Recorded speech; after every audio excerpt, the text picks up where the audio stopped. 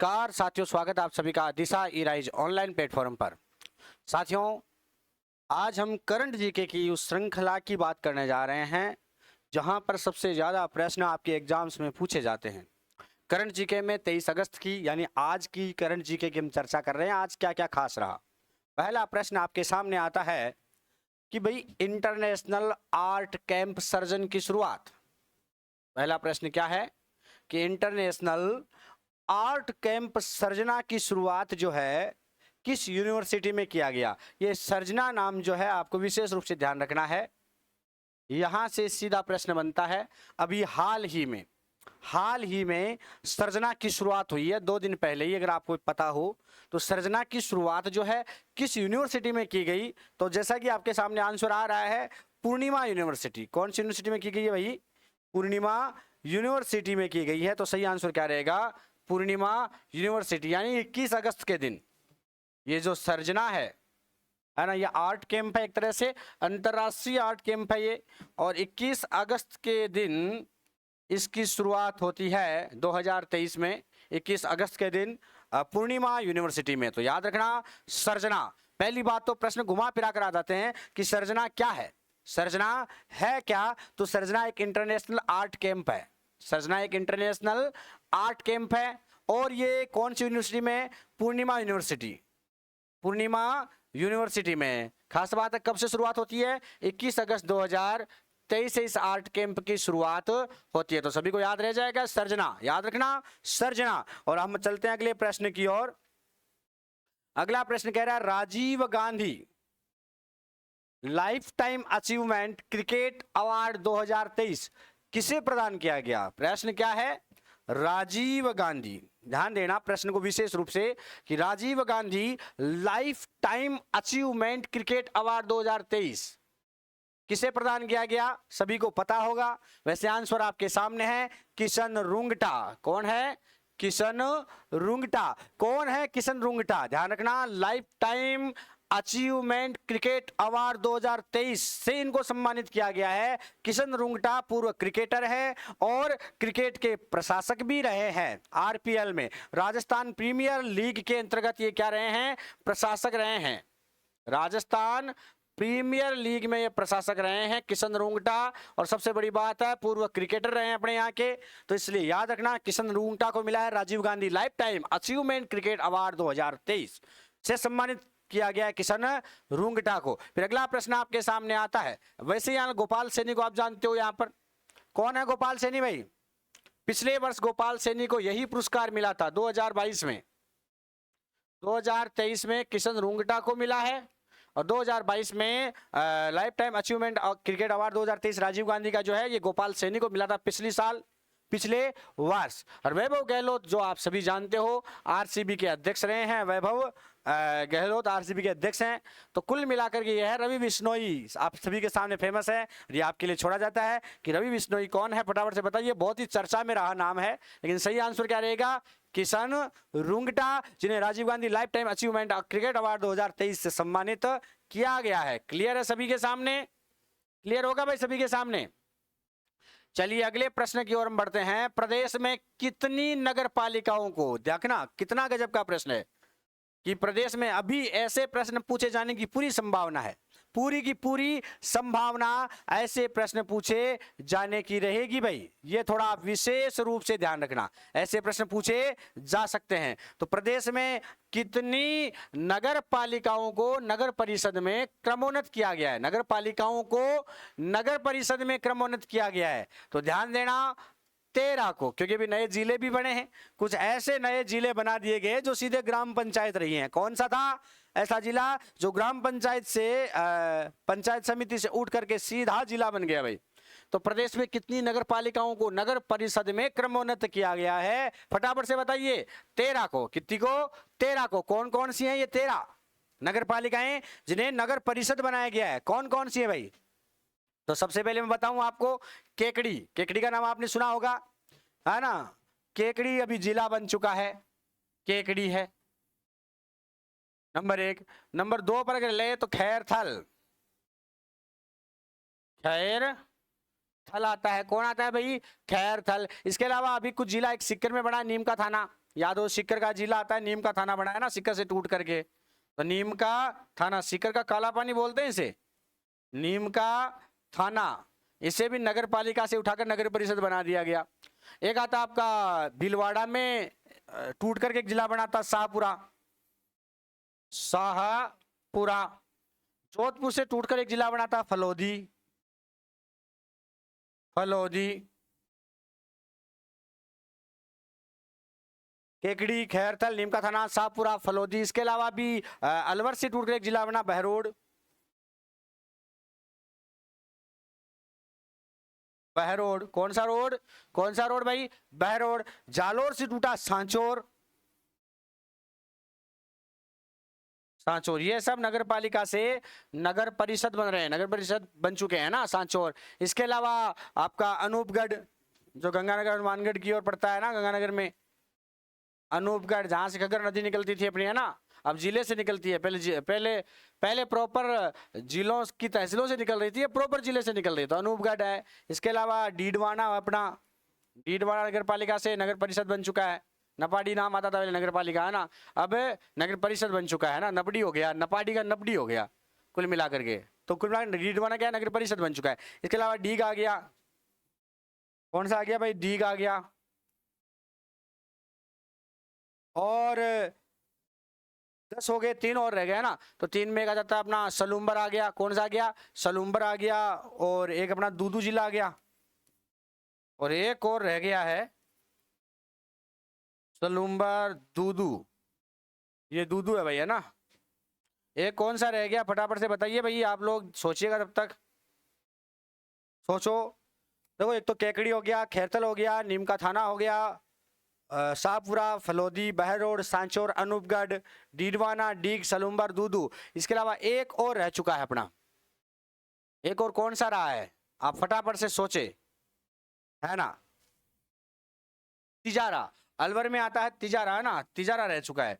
तो तिजारा भी नगर पालिका थी, तिजारा भी क्या थी, नगर पालिका थी तिजारा भी, और ये नगर परिषद बन चुकी है। तो ध्यान रखना, प्रदेश में कितनी नगर पालिकाओं को नगर परिषद में क्रमोन्नत किया गया है, तो प्रदेश में 13 नगर पालिकाओं को, कितनी नगर पालिकाओं को भाई, 13 नगर पालिकाओं को नगर परिषद में क्रमोन्नत किया गया है। और वो 13 नगर परिषद कौन कौन सी है, केकड़ी, खैरथल, नीम का थाना, शाहपुरा, फलोदी, बहरोड, सांचौर, अनूपगढ़, डीडवाना, डीग, सलूम्बर, दूदू और तिजारा। याद रह जाएगा सभी को, एक बार फिर मेरे साथ रिपीट कीजिएगा जिससे अच्छे से आपको याद हो जाए। केकड़ी, खैरथल, नीम का थाना, केकड़ी, खैरथल, नीम का थाना, शाहपुरा, फलोदी, बहरोड, बहरोड और तिजारा दोनों अलवर में है ना, बहरोड, तिजारा, सांचौर, अनूपगढ़, डीडवाना, दूदू, सलूम्बर और दूदू, डीग, भरतपुर में डीग है ना। तो कुल मिलाकर ये 13 जो नगर पालिकाएं थी, ये नगर परिषद में कन्वर्ट हो चुकी है। नेक्स्ट अगले प्रश्न की ओर बढ़े हैं, क्लियर है सभी के ये प्रश्न, ओके। नेक्स्ट हम आगे बढ़ते हैं अगले प्रश्न की ओर। विश्वकर्मा कामगार कल्याण योजना के प्रथम चरण में कितने लाभार्थियों को टूल किट वितरित किया गया है।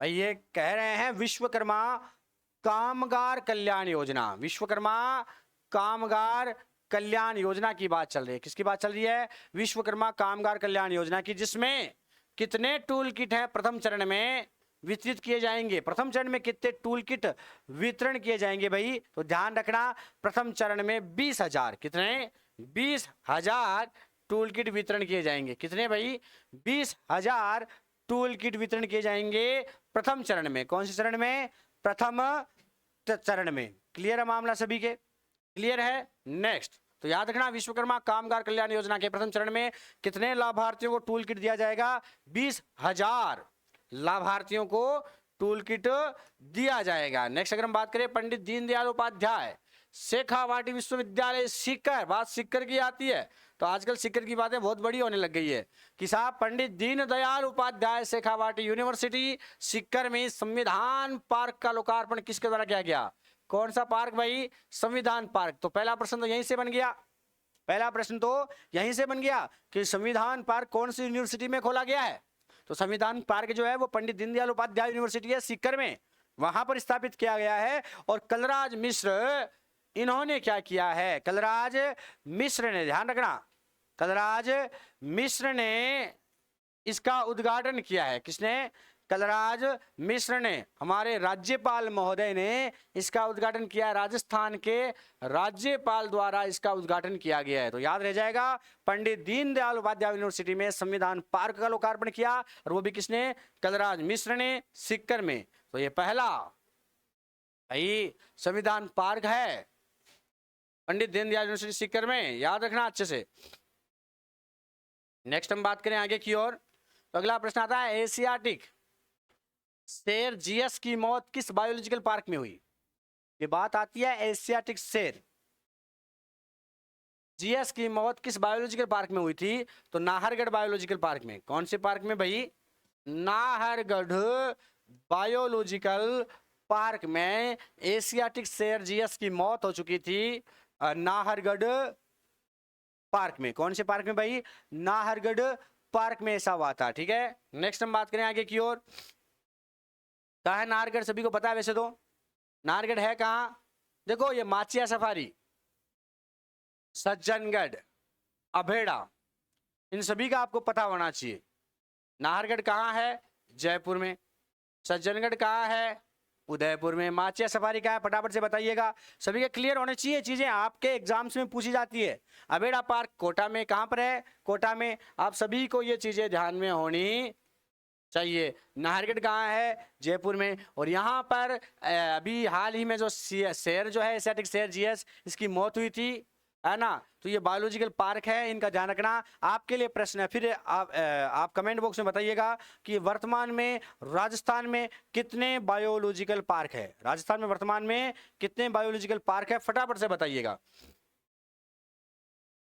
नेक्स्ट हम बात करें ब्लॉक स्तरीय ग्रामीण ओलंपिक खेल 2023 का आयोजन कब किया जाएगा? अभी हाल ही में आपको पता है कि ग्रामीण ओलंपिक खेल 2023 का आयोजन किया गया था, ब्लॉक स्तरीय। कौन सा? ब्लॉक स्तरीय, है ना? अभी जस्ट ड्यूटियां लगी हुई थी।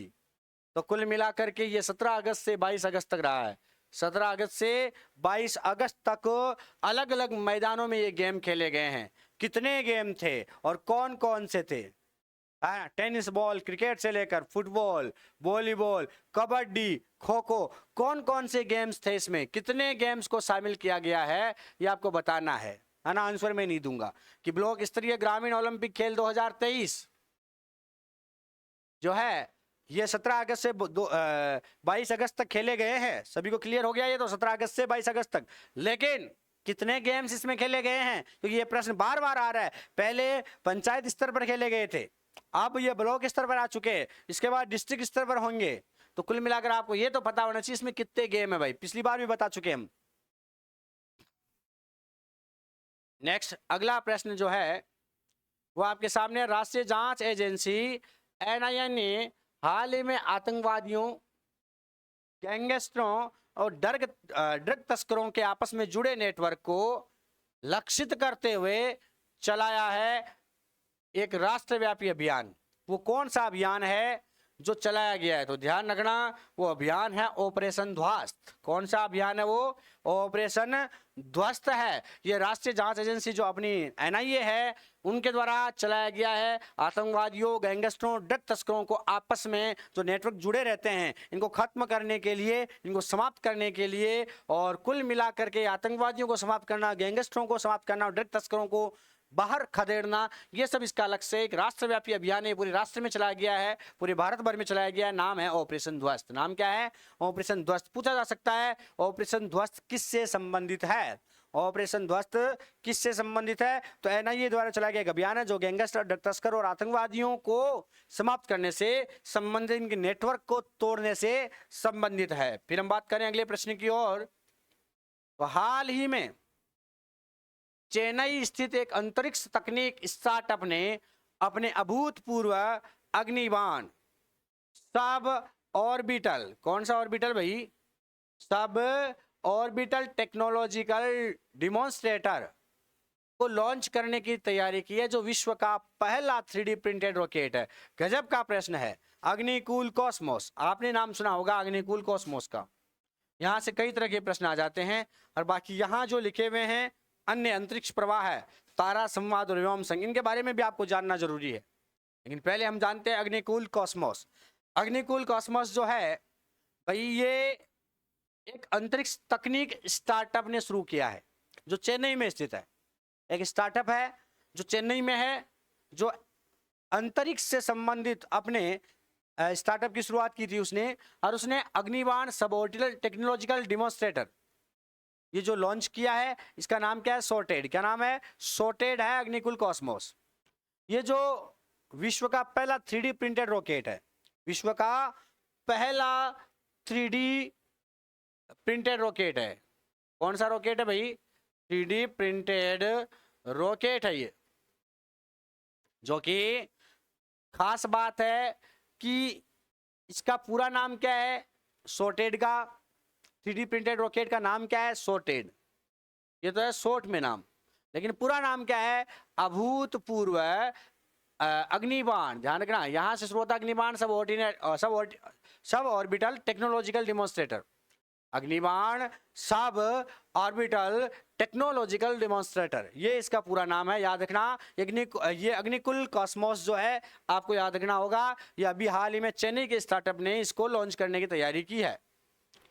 नेक्स्ट अगले प्रश्न की ओर हम आगे बढ़ते हैं, और वो है ऑस्ट्रेलिया और न्यूजीलैंड की संयुक्त मेजबानी में महिला फीफा विश्व कप 2023 हाल ही में संपन्न हुआ, जहां इंग्लैंड को 1-0 से हराकर किसने अपनी पहली विश्व कप ट्रॉफी जीती है? भाई इंग्लैंड को ऑस्ट्रेलिया और न्यूजीलैंड की संयुक्त मेजबानी में, मेजबानी उन दोनों देशों की थी, ऑस्ट्रेलिया और न्यूजीलैंड की संयुक्त मेजबानी थी, और वहां पर महिला फीफा विश्व कप खेला गया। महिला फीफा विश्व कप खेला गया। जो इंग्लैंड को हराकर के जो टीम जीती वो थी स्पेन। कौन सी टीम जीती है भाई इंग्लैंड को हराकर के? स्पेन जीती है। 1-0 से इंग्लैंड को हराया था स्पेन ने। ऑस्ट्रेलिया और न्यूजीलैंड की मेजबानी में ये टीम खेली थी। इंग्लैंड और स्पेन फाइनल में पहुंचे थे, और इंग्लैंड को हरा करके स्पेन ने ये विश्व कप ट्रॉफी जीत ली है ना, फीफा की। कुल मिलाकर मामला क्लियर होगा सभी के क्लियर है भाई। नेक्स्ट आगे हम बात करें अगले प्रश्न की ओर। तो अगला प्रश्न है, भारत की स्कॉर्पिन श्रेणी की पनडुब्बी जिसने ऑस्ट्रेलिया तक पहुंचने के लिए लगभग 7000 किलोमीटर की उल्लेखनीय दूरी तय करके अब तक की अपनी सबसे लंबी तैनाती सफलतापूर्वक पूरी कर ली है। अब तक की अपनी सबसे लंबी तैनाती सफलतापूर्वक पूरी कर ली है। वो कौन सी है? INS वागीर। ये अभी आपने विक्रमादित्य के बारे में सुना था कुछ दिन पहले, विक्रांत के बारे में सुना था कि अभी आपने रिटायरमेंट भी लिया था किसी ने, और किसी ने ज्वाइन किया था, सुना होगा आपने। INS कारकट के बारे में आपने सुना होगा, लेकिन ये INS वागीर है। INS वागीर है जिसने, ये स्कॉर्पिन श्रेणी की पनडुब्बी है। INS वागीर कैसी है? ये स्कॉर्पिन श्रेणी की पनडुब्बी है भाई।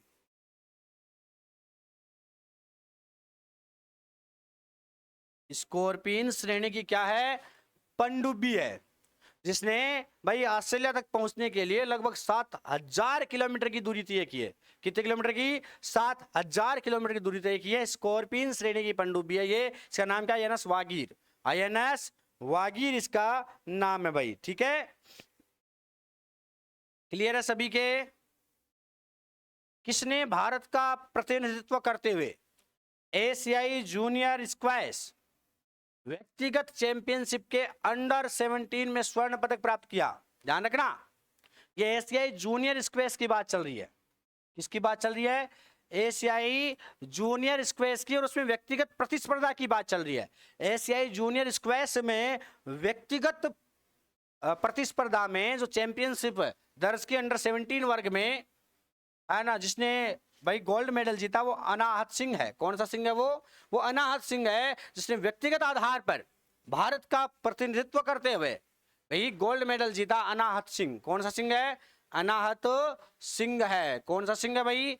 अनाहत सिंह है। नेक्स्ट हम बात करें अगले प्रश्न की ओर। भारतीय महिला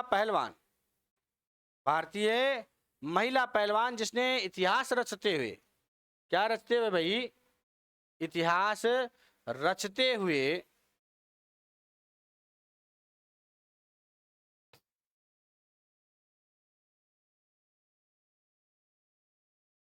इतिहास रचते हुए 2023 अंडर 20 विश्व चैंपियनशिप में स्वर्ण पदक जीत लिया। उस भारतीय महिला पहलवान का आपको नाम बताना, प्रिया मलिक। कौन सी मलिक है वो?